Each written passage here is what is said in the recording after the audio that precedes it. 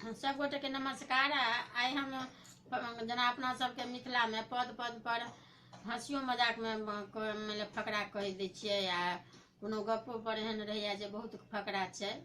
तऽ सबसे पहिले फकरा जेना कि छै, जेना भोज कऽ रहल छी, आब केओ खाइ छथिन मान लिअ आ ओ नहीं लेता आब किछो, हम अहाँ बलजोरी हुनका पता पर दऽ दै छियनि।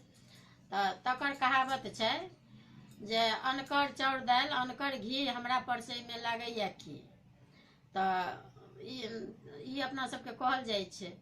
तऽ वएह खेलौं नहीं, ओ फेका गेल, तऽ ताहि दुआरे ई फकरा बनल अछि। अनकर चाउर दालि अनकर घी हमरा परसै में लागैया की।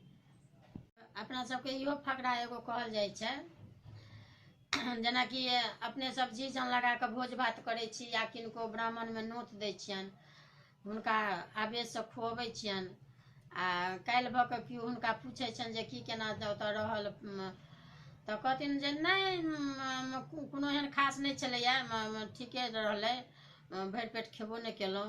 तऽ ओकर कहावत ई छै जे मुनि माय किछु नहीं खाय आ टुके टुके रोटी 2.5 टा खाय। तऽ ई फकरा अपना सबके से एहि पद पर कहल जाइ छै जे वएह जेना कहलहुँ, मुनि माय किछु नहीं खाय, टुके टुके रोटी 2.5 टा खाय।